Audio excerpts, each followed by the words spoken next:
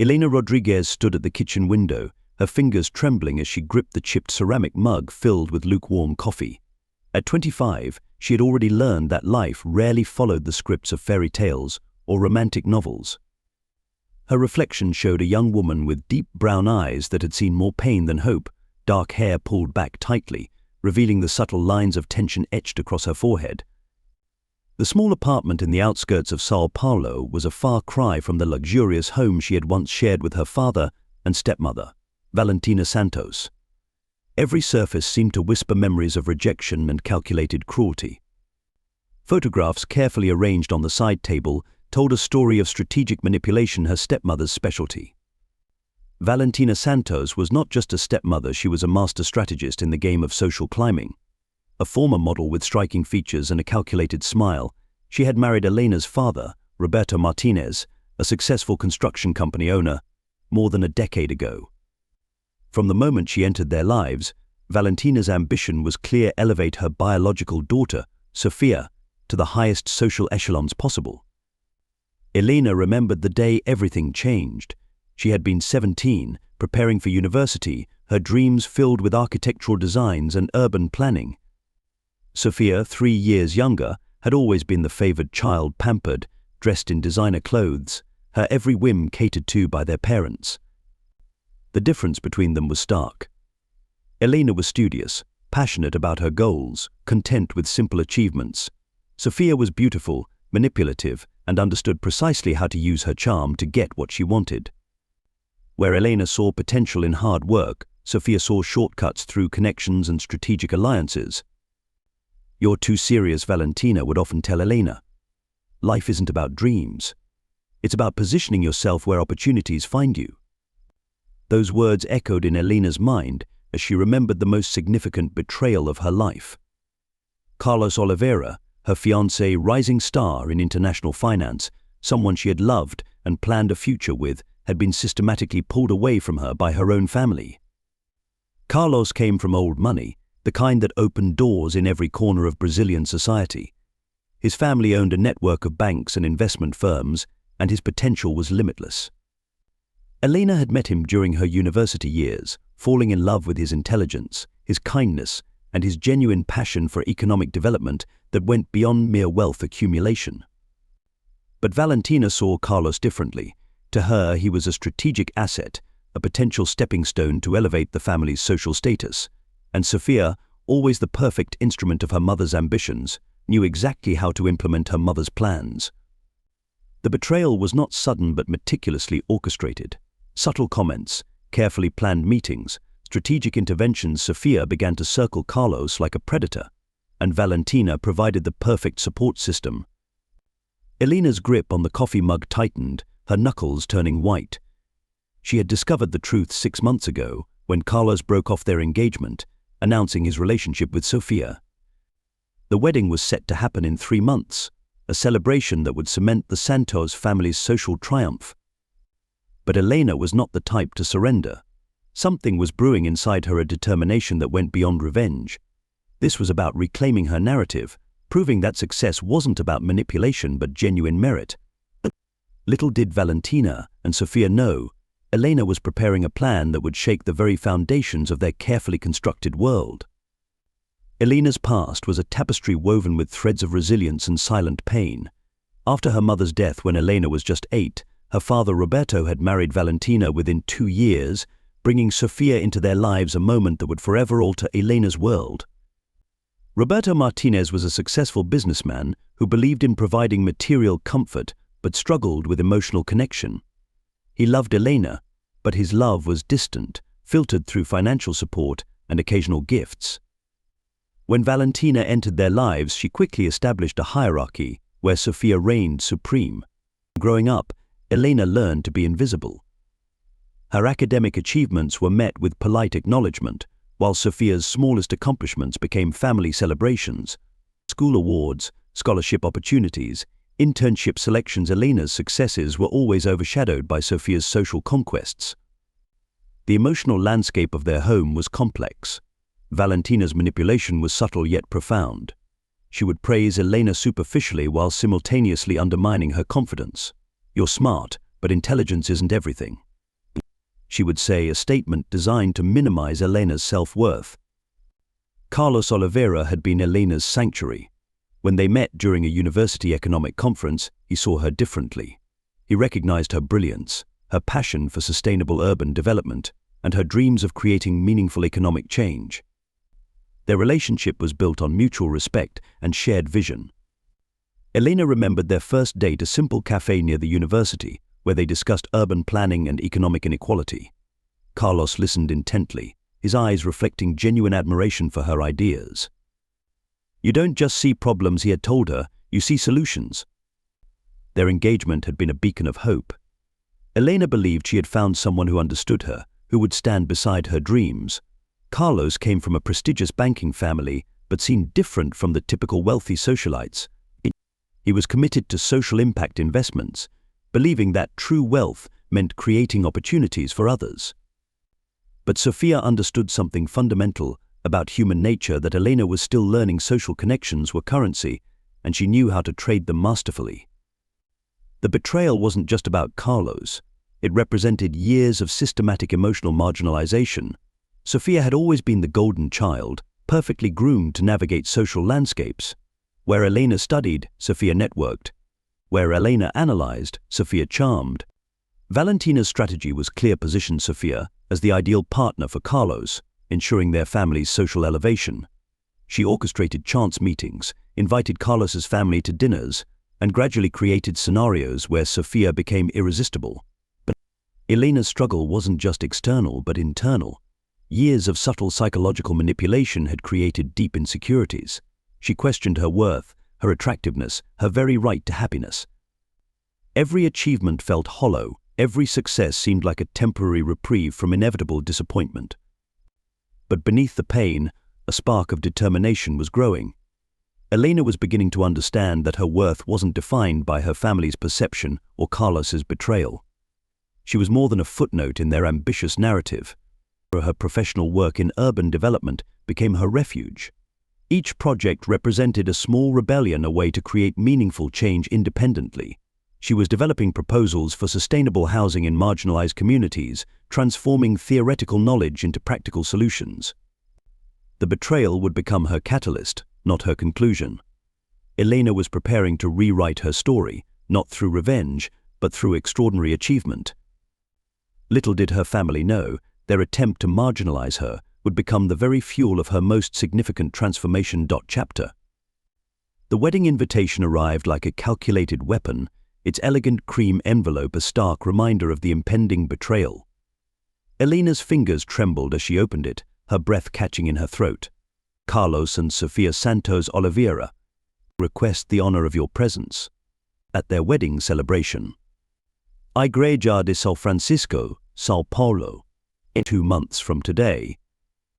The irony wasn't lost on Elena. The church where her parents had renewed their vows would now host the ceremony that would definitively destroy her world. That evening, she confronted her father at their family home. Roberto sat in his study, surrounded by decades of professional achievements, architectural models, awards, photographs of successful construction projects.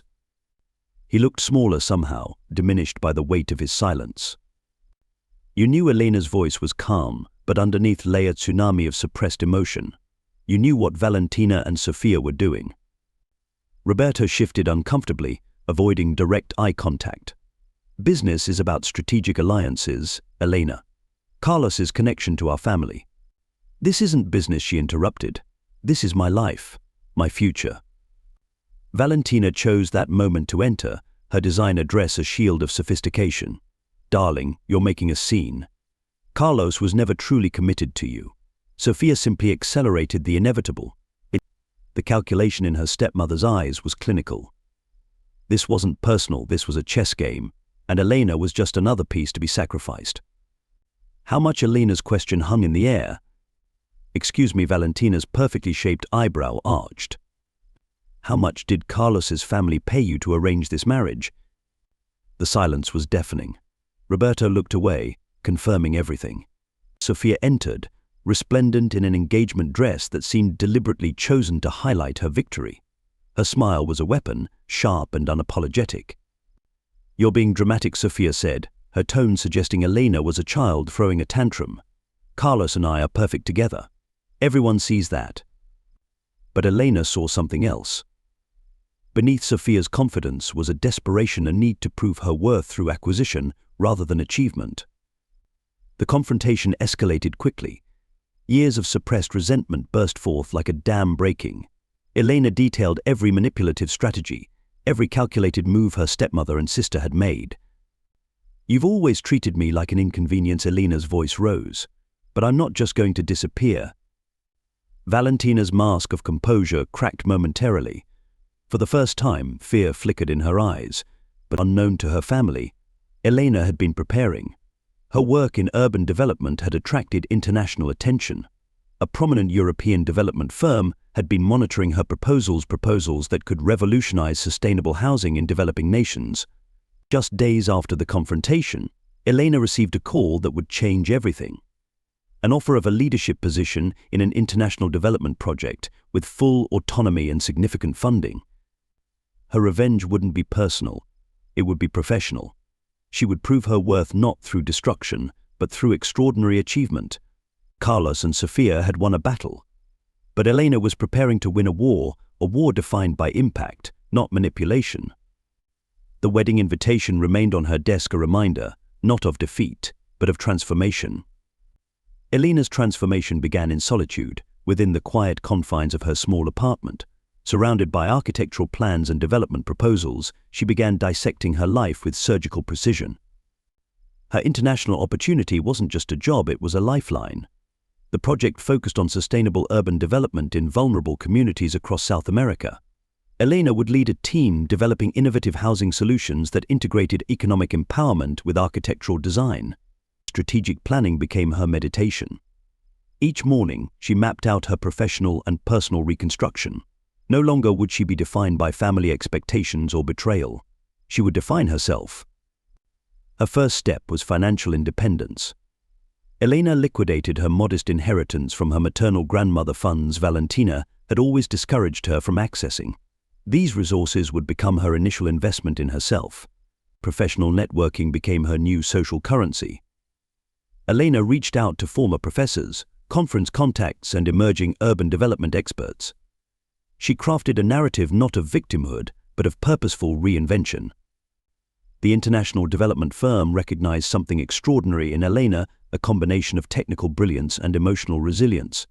Her proposals weren't just theoretical, they represented tangible solutions for communities trapped in economic cycles of poverty. Her project would focus on 3 critical Brazilian regions: a struggling industrial suburb of São Paulo, a remote Amazon community, and an economically depressed northeastern coastal town. Each location would receive a comprehensive development strategy integrating sustainable housing, local economic opportunities, and community-driven design. Personal empowerment emerged through systematic skill enhancement. Elena enrolled in specialized online courses, obtaining advanced certifications in sustainable urban planning, social economics, and project management. She transformed her pain into professional fuel.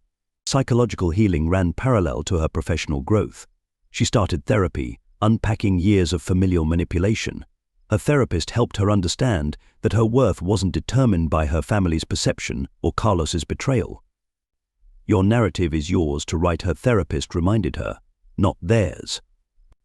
Elena's confidence grew with each milestone. Her project proposals began attracting international attention. Prestigious development journals started featuring her research. She was no longer invisible, she was becoming unavoidable. The transformation wasn't just professional. Elena began investing in herself: stylish yet professional wardrobe, assertiveness training, public speaking workshops. She was constructing a comprehensive version of herself, layer by strategic layer. Her family watched from a distance, initially dismissive, then increasingly uncomfortable. Roberto attempted reconciliation, sending carefully worded emails about family unity. Elena's responses were cordial but clear. She was no longer seeking approval, only respect. But 6 months into her transformation, Elena received an invitation to present her development strategies at a global urban planning conference in Geneva. This wasn't just an opportunity, it was vindication. The day she would present, coincidentally, was the same day Sophia and Carlos's wedding was scheduled. While they celebrated their strategic union, Elena would be showcasing solutions that could transform entire communities. Her revenge would be her success. Not through destruction, but through meaningful creation. The little girl who was once told she wasn't enough was about to show the world just how much she could achieve. Chapter 5: Karmic Resolution. The Geneva Conference became Elena's ultimate moment of triumph. Her presentation on sustainable urban development strategies captivated global experts. International development agencies and investment firms competed to collaborate with her, offering unprecedented opportunities.